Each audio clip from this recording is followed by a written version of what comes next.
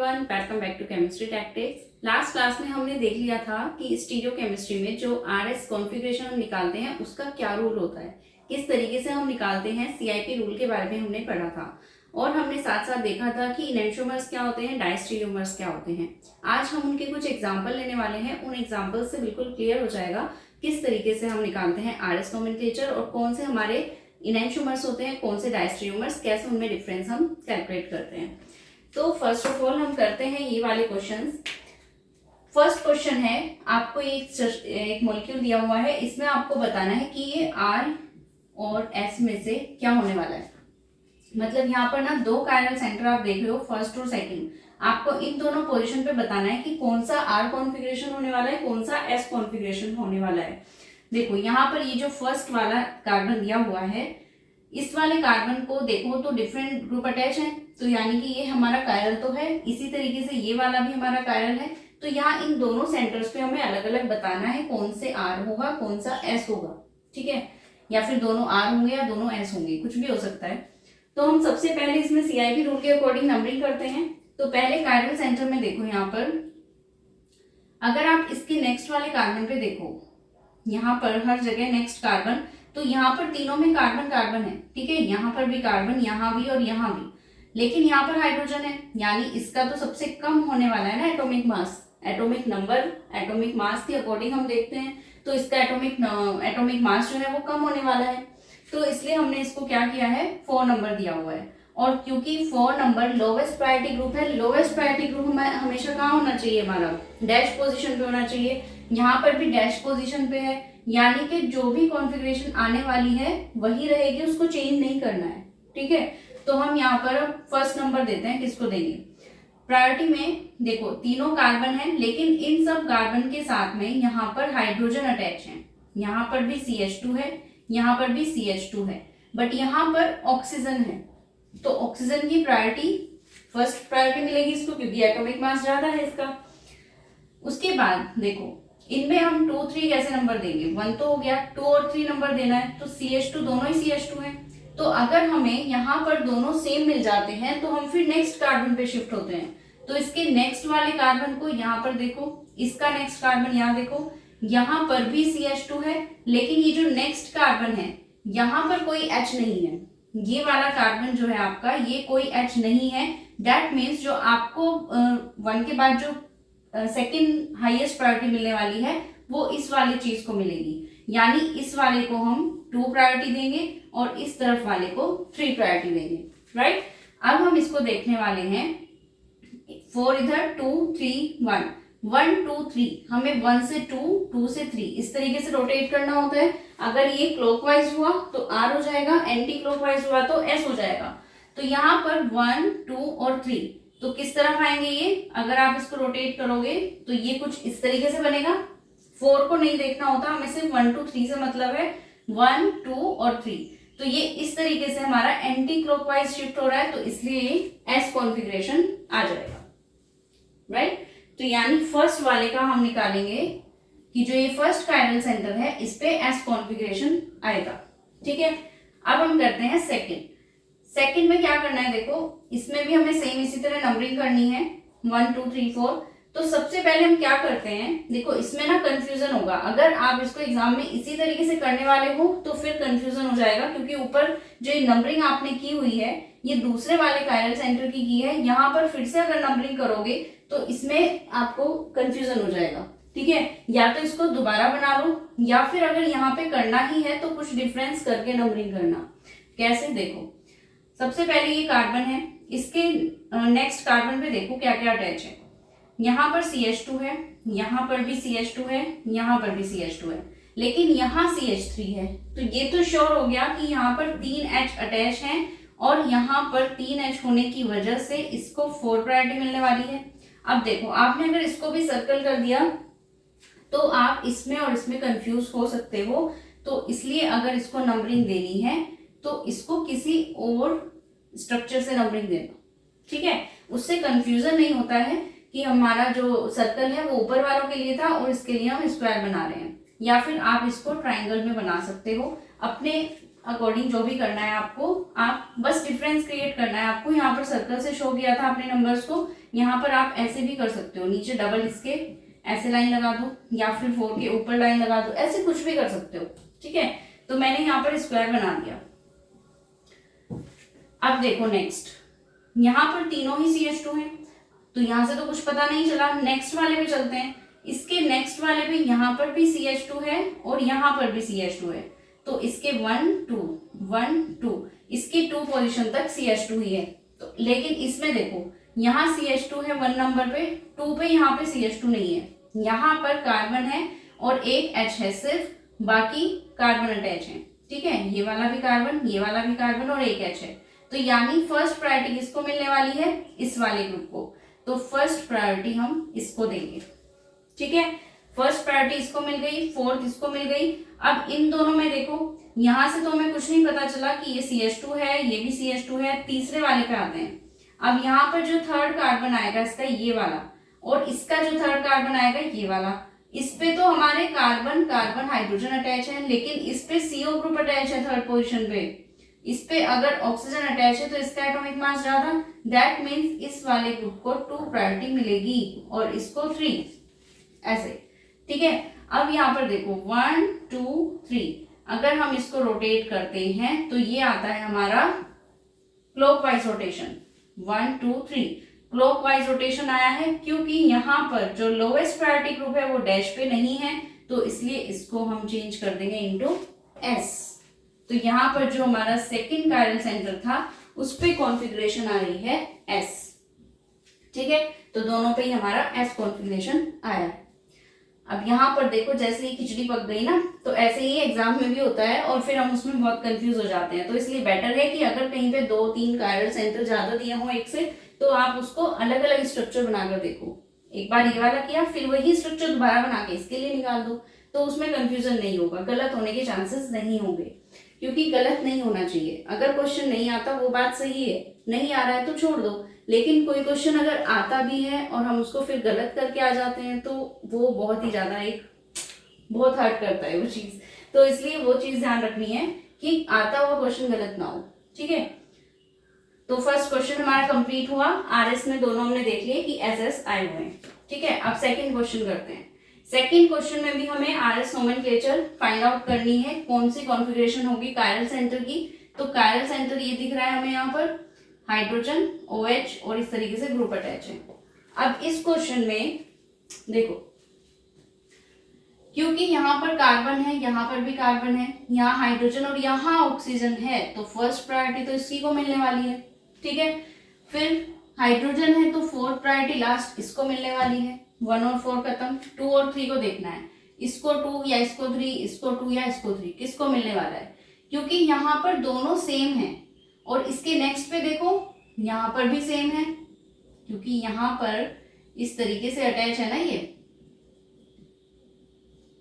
तो ये तो सेम हो गए। ये वाला कार्बन सेम, इस पे हाइड्रोजन है, ये कार्बन भी सेम, इस पे भी हाइड्रोजन है, इसके नेक्स्ट पे भी मिथाइल है, दोनों ही चीज हमारी सेम हो गई। अब कैसे नंबरिंग करें? तो क्या हम इसको ये बोल दें कि ये कायरल सेंटर ही नहीं है? बिल्कुल नहीं, ऐसा नहीं बोलेंगे, क्योंकि कायरल सेंटर तो ये है। क्योंकि यहाँ पर देखो दोनों चीजों में डिफरेंस है। यहाँ पर जो आपको ये डबल बॉन्ड दिख रहा है ये सिस पोजिशन है और ये ट्रांस है।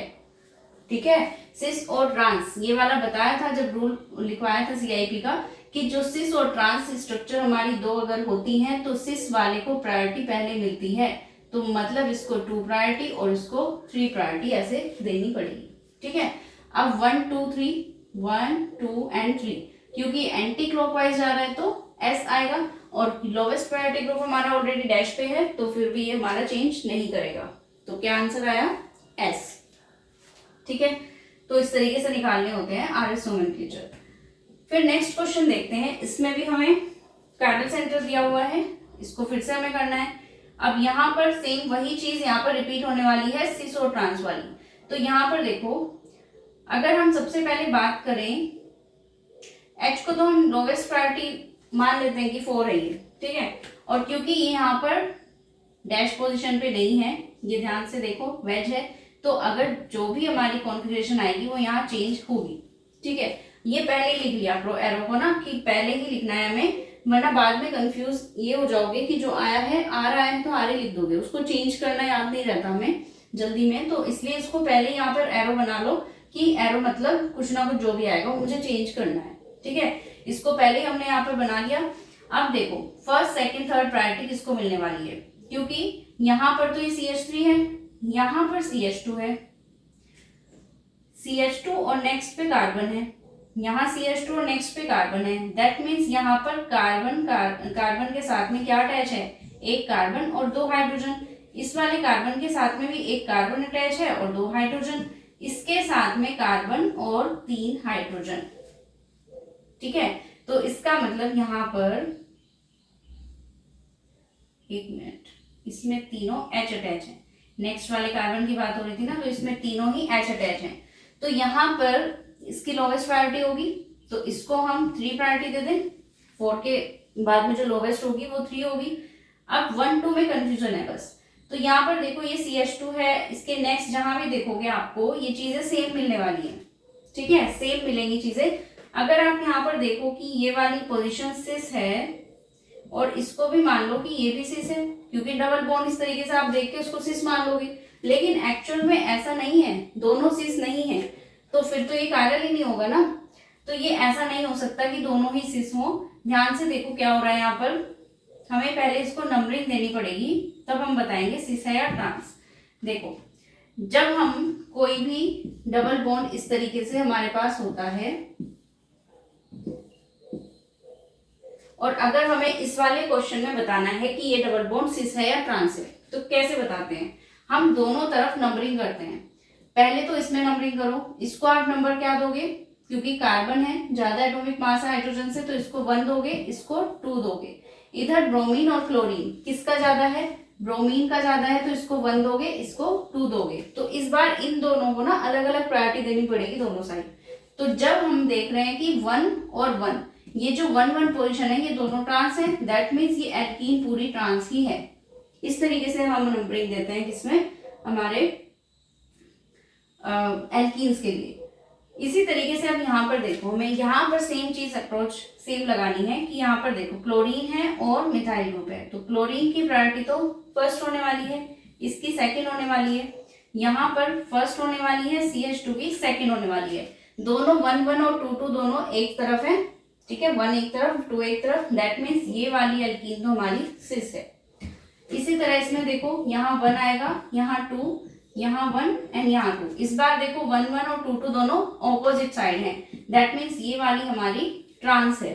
ठीक है, अब हम पहली प्रायोरिटी देंगे किसको, सिस को, फिर ट्रांस की दूसरी को। तो यहाँ पर देखो इसको हमने दे दिया था 3 और इसको 4, तो 1 किसको देंगे हम, इसको, एंड 2 इस वाले को। तो 1 2 3। अब अगर हम इसमें ऐसे करते हैं तो ये क्या आने वाला है हमारा, एंटी क्लॉकवाइज रोटेशन S, और क्योंकि हमें एरो पहले ही बना दिया था तो ये आ जाएगा R। तो ये हमारी कॉन्फ़िगरेशन आ गई R। अगर आप यहाँ पे ये एरो ना बनाते तो आप सीधा आंसर लिख देते S और हो गया।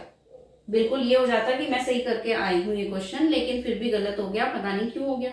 तो ये इसलिए हो गया क्योंकि यहाँ पर चेंज नहीं किया था, तो इसलिए एरो पहले ही बना दो ताकि उसको चेंज करने में आपको याद रहे। ठीक है ना, तो यहाँ से हमने RS नोमेनक्लेचर निकालनी सीखी, कैसे हम निकालते हैं, और हमने साथ साथ देख लिया एल्कीन को हम कैसे नंबरिंग देते हैं सिस ट्रांस बताने के लिए। ठीक है, अब हम नेक्स्ट क्वेश्चंस करते हैं जिनमें हमें बताना है इनैंशियोमर डायस्टीरियोमर्स कौन कौन से होंगे। तो नेक्स्ट क्वेश्चन है हमारे 4th एंड 5th क्वेश्चन। इन दोनों में हमें बताना है कि ये दोनों किस तरह के स्ट्रक्चर्स हैं, इन दोनों में क्या सिमिलैरिटी है, क्या डिफरेंसेस हैं। यानी ये हमारा इनैंशियोमर है, डायस्टीरियोमर है, या फिर ये आइडेंटिकल है, एक जैसी स्ट्रक्चर है।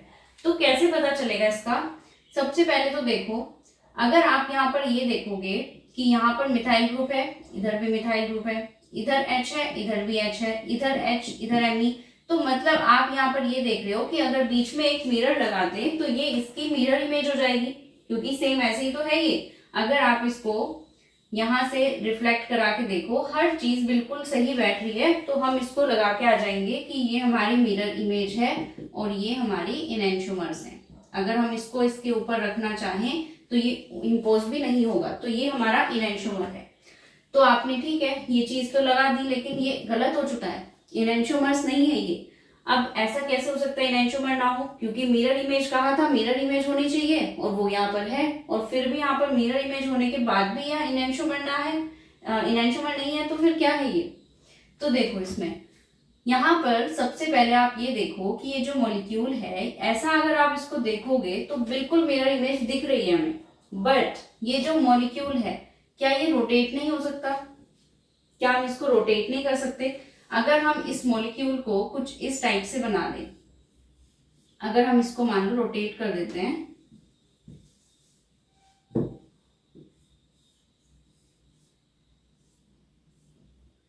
यहाँ पर H है और यहाँ पर Me मिथाइल ग्रुप, ऊपर की साइड H और इधर मिथाइल ग्रुप। अगर हमने इस वाले मॉलिक्यूल को थोड़ा सा रोटेट कर दिया, ठीक है, इसको हम दूसरी साइड से देख लें, रोटेट करके अगर हम देखें इसको, तो ये ऐसी इमेज नहीं बनेगी इसकी, बिल्कुल बनेगी ना। अगर हम इसको रोटेट कर देते हैं 180 डिग्री पे, तो ये सेम ऐसे ही बनने वाला है। और क्योंकि हमने एक जब हमने लास्ट क्लास में, शायद लास्ट क्लास में देखा था या फर्स्ट वीडियो में देखा था कि जब हम 180 डिग्री रोटेट करते हैं किसी भी मॉलिक्यूल को, ठीक है, तो उसका जो कॉन्फ़िगरेशन है वो सेम रहता है। तो अगर हमने इसको 180 डिग्री रोटेट कर दिया तो जो इसका कॉन्फ़िगरेशन है वही इसका भी है, दैट मीन्स ये चीज तो हमारी सेम हो गई ना फिर। तो 180 डिग्री रोटेशन से चीज सेम ही आती है, इसलिए हमने इसको 180 डिग्री रोटेट करके देखा तो ये वाली स्ट्रक्चर बनी। अब ये वाली स्ट्रक्चर और ये वाली स्ट्रक्चर, क्या डिफरेंस है इसमें, कुछ भी डिफरेंस नहीं है, अब तो ये सेम हो गई। तो अगर हम इसको उठाकर इसके ऊपर रख दें तो इंपोज हो जाएगी, और अगर इंपोज हो जाती है दैट मीन्स ये हमारी इनएंशियोमर तो नहीं हो सकती, क्या होगी हमारी आइडेंटिकल, यानी सेम स्ट्रक्चर है दोनों ही, कोई डिफरेंस नहीं है दोनों में, दोनों ही आइडेंटिकल है, सेम है, होमोमर्स भी कह सकते हैं हम इसको। तो ये सेम हो जाएगा हमारा, ठीक है, आइडेंटिकल कह लो या फिर होमोमर्स कह लो, क्योंकि ये सेम है, ठीक है। क्योंकि रोटेट करने से सिर्फ क्या चेंज होगा आपका, ये वाली चीज जो है सिर्फ यही तो मॉलिक्यूल इधर की साइड उधर चला गया, है तो सेम ही ना, भी H तो ऊपर की साइड ही है, यहाँ पर भी ऊपर की साइड है, मिथाइल ग्रुप नीचे की साइड है, ये भी नीचे की साइड है। हाँ, अगर इस तरीके से 180 डिग्री रोटेट करते, अगर आप इस वाली एक्सेस के थ्रू ऐसे करके और तब इसको ऐसे रोटेट करते, तब तो ये फिर चेंज हो जाता, फिर तो कॉन्फ़िगरेशन भी चेंज हो जाती। लेकिन हमें चेंज नहीं करना है, हमें किस तरीके से करना है, उसको इस तरीके से 180 डिग्री रोटेट करना था, ठीक है। तो इसको 180 डिग्री रोटेट करने से इसकी जो कॉन्फ़िगरेशन है वो सेम रहने वाली है, दैट्स वाई ये दोनों हमारे अब मिरर इमेज नहीं रहे हैं, मिरर इमेज नहीं है, एक दूसरे पे सुपर इम्पोज हो रहे हैं, दैट मीन्स ये हमारे आइडेंटिकल होंगे, राइट। तो इस तरीके से करना होता है। तो यहाँ पे कंफ्यूजन यही होता है, हमें सामने देखकर लगता है कि ये क्वेश्चन तो बहुत इजी है, ये तो इनएंशियोमर है, सामने मिरर इमेज दे दी, लेकिन हमें करके देखना है उसको कि क्या वाकई में वो मिरर इमेज है भी या नहीं, उसको हमें रोटेट भी करके देखना पड़ेगा, ठीक है। अब देखो ये 5th क्वेश्चन, इसमें क्या कहा है कि इसमें भी हमें सेम बताना है, इनएंशियोमर है, डायस्टेरियोमर है या फिर आइडेंटिकल है। तो सामने से अगर आप इसको देख रहे हो तो मिरर इमेज तो हमें दिख नहीं लगेगी, ठीक है। तो हम इसको थोड़ा सा रोटेट करके देखते हैं। मान लो आपने इसको रोटेट कर दिया फिर से इसी तरीके से, तो ये स्ट्रक्चर कुछ इस तरीके से बन जाएगी,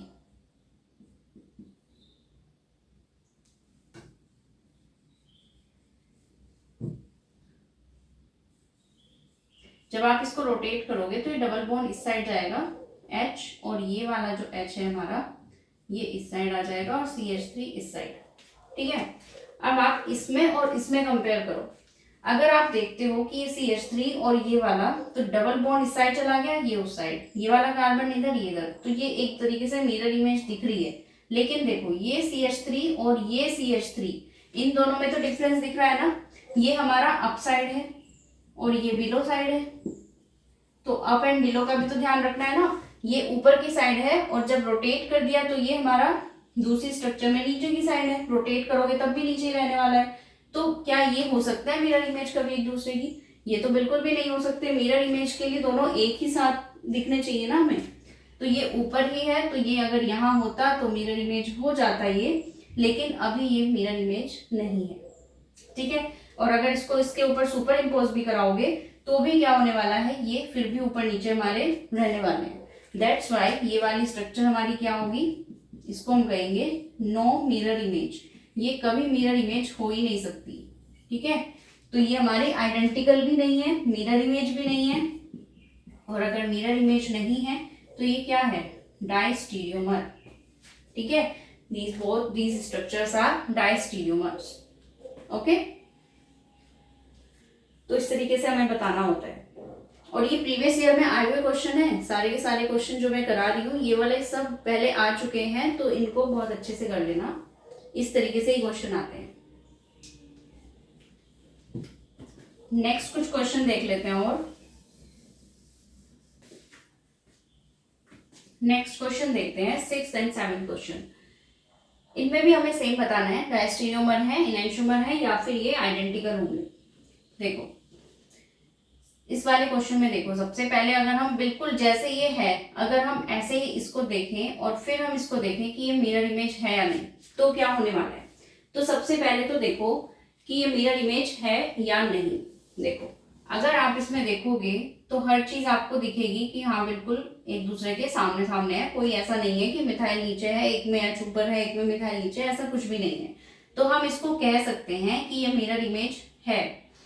पर क्या सच में मिरर इमेज है, नहीं है। देखो ये जो मिथाइल ग्रुप है इसका वेज पे होना मतलब ये थोड़ा सा आगे की साइड होना। ऐसे अगर प्लेन है हमारा कोई, उसमें ये हमारा आगे की साइड होगा इस तरीके से, तो ये चीज हमारी थोड़ी आगे की साइड है। ये वाला मिथाइल ग्रुप जो है वो बैक साइड है। तो एक चीज ऐसे है और एक चीज ऐसे है, तो ये क्या एक दूसरे की मिरर इमेज हो सकती है कभी। देखो ये वाला जो मिथाइल ग्रुप है इसमें पीछे की साइड है, ये वाला ग्रुप आगे की साइड है, तो ये क्या कभी एक दूसरे की मिरर इमेज हो सकती है। अगर आप इसको ऐसे देखो तो क्या ये मिरर इमेज है एक दूसरे की, नहीं है। ये तो एक दूसरे से अलग अलग जाएंगे ना। ये वाला कार्बन इधर जा रहा है, ये कार्बन इधर जा रहा है, तो ये तो बिल्कुल डिफरेंट हो गया। तो ये मिरर इमेज कभी नहीं हो सकती। तो जब भी आपको दिखे कोई चीज एक वेज पे है एक डैश पे है, तो वो आपस में एक दूसरे की मिरर इमेज हो ही नहीं सकती, ठीक है। तो इस चीज का खास ध्यान रखना चाहिए कि ये जो वेज डैश है ये कहाँ पे लगा हुआ है, ठीक है। तो इस पे हम ये कह सकते हैं कि ये नो मिरर इमेज, ठीक है। ये हमारी नो मिरर इमेज, ठीक है। मिरर इमेज तो नहीं है। अब हमने ये तो देख लिया, डायरेक्ट देखने से तो कुछ पता नहीं चला हमें। हम क्या करते हैं, इसको रोटेट कर देते हैं। हमने कहा कि रोटेट करना है 180 डिग्री। 180 डिग्री रोटेट करने पे हमारा कॉन्फ़िगरेशन चेंज नहीं होता। तो अगर हम उसको रोटेट कर भी रहे हैं तो कोई बात नहीं, करके देख लेते हैं।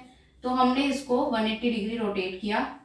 इसको रोटेट करने से क्या होने वाला है, ये वाला जो ऑक्सीजन है CO ग्रुप ये इस साइड आ जाएगा। जब आप इसको इधर से इधर रोटेट करोगे तो ये वाला इस वाले रिंग पे आ जाएगा, और ये जो मिथाइल ग्रुप पीछे की साइड था, अब जब आपने इस चीज को, ये पीछे की साइड है, और जब आपने इसको रोटेट कर दिया, रोटेट कर दोगे तो ये 180 आगे की साइड आ जाएगा। कोई चीज पीछे की साइड है तो 180 रोटेशन से वो आगे की साइड आ जाएगी। तो इसका मतलब ये जो Me मिथाइल ग्रुप है ये आगे की साइड आ जाएगा। और सेम H के लिए भी सेम चीज, जो फ्रंट साइड में है ये हमारा बैक साइड में चला जाएगा। अब अगर इस इमेज को और इस इमेज को देखो तो क्या कुछ सिमिलैरिटी दिख रही है, बिल्कुल दिख रही है। इसको अगर हम इसके ऊपर इम्पोज कर दे तो हो जाएगा बिल्कुल, ठीक है। सब एक दूसरे के प्लेस पे आ जाएंगे।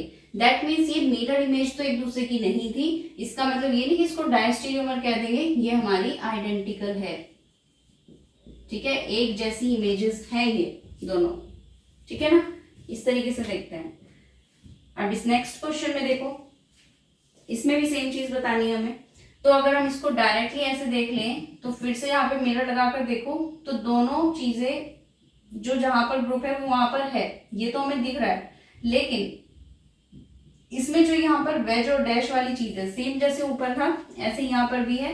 अगर OH आगे की साइड है, ये OH पीछे की साइड, नहीं सॉरी, मिरर इमेज एक दूसरे के प्लेस पे तो वैसे भी नहीं दिख रहे हैं आपको। देखो यहाँ पर ये OH ग्रुप इस साइड है, तो यहाँ पे ये इस साइड होना चाहिए था, ये वाला ग्रुप इस साइड, तब जाके मिरर इमेज आती। तो अभी तो ये मिरर इमेज हमारी नहीं हो रही है, ठीक है। लेकिन हम इसको रोटेट करके अगर देखें, रोटेट करके अगर हम देखते हैं तो क्या होने वाला है। देखो ये जो भी ग्रुप हमारे डैश पे लगे हुए हैं वो वेज पे आ जाएंगे, क्योंकि बैक साइड है 180 डिग्री रोटेशन से फ्रंट साइड में आ जाएंगे। तो ये ग्रुप ऐसे बनेगा, ये ऐसे बनेगा, OH OH, और ये वाला ग्रुप ऐसे ऐसे, राइट। अब देखो इसमें और इसमें कुछ सिमिलैरिटी दिख रही है क्या आपको? अगर आपने अब इसको देखा, क्या कुछ सिमिलैरिटी दिख रही है आपको? सॉरी, अगर आप इसको रोटेट करोगे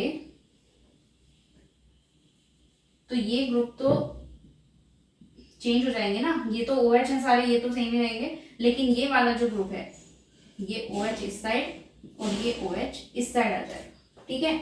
अब देखो इन दोनों ग्रुप को, इसको और इस वाले को, इसको मैं हटा देती हूँ बीच से। अब इन दोनों में देखो क्या दिख रहा है आपको। अगर हम यहाँ पर अब कोई मिरर लगा दें तो क्या एक दूसरे की मिरर इमेज दिखेंगी आपको?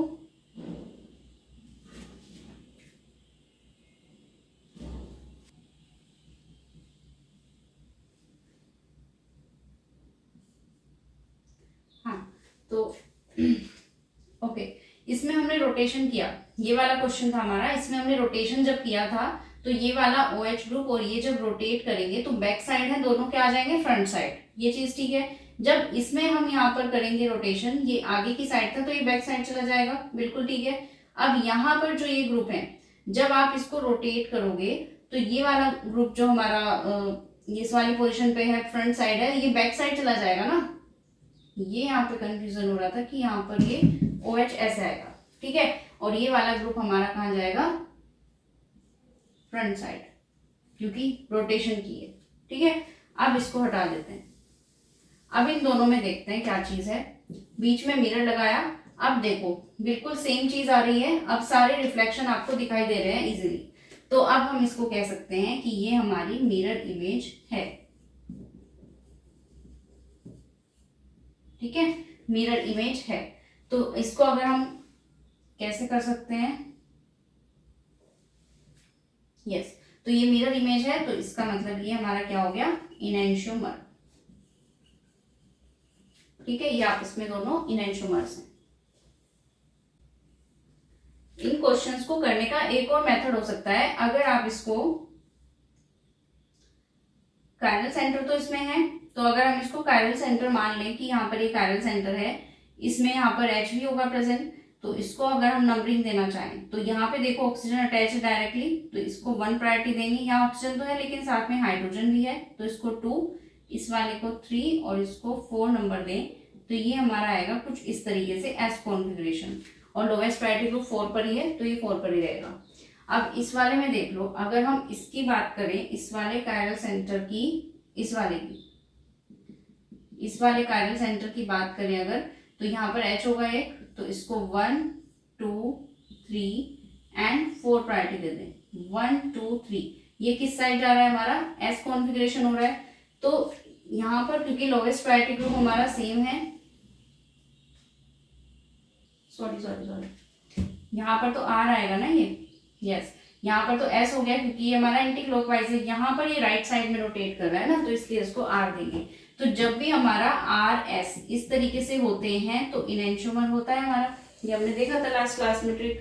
तो इससे भी हम इसको फाइंड आउट कर सकते हैं कि पहले जो कायरल सेंटर है उसका एस कॉन्फ़िगरेशन निकाल लो, दूसरे वाले का निकाल लो, तो अगर दोनों चीजें हमारी सेम आ रही हैं तो फिर वो हमारे इनैंशियोमर नहीं होंगे, और अगर RS डिफरेंट आ रहे हैं तो हमारा इनैंशियोमर होगा, ठीक है। तो इस तरीके के कुछ क्वेश्चंस हैं जो इस तरीके से पूछे जाते हैं, ठीक है। तो अभी के लिए तो इतना ही करते हैं, आज तो क्लास में हम क्वेश्चन ही करते हैं। नेक्स्ट क्लास हम करने वाले हैं, उसमें हम बात करेंगे ऑप्टिकल एक्टिविटी की। क्या होती है ऑप्टिकल एक्टिविटी, ऑप्टिकल रोटेशन क्या होती है, मीजो कंपाउंड्स क्या होते हैं, कैसे कैसे कायरलिटी होती है, हम नेक्स्ट क्लास में करेंगे। Thanks for watching and keep learning.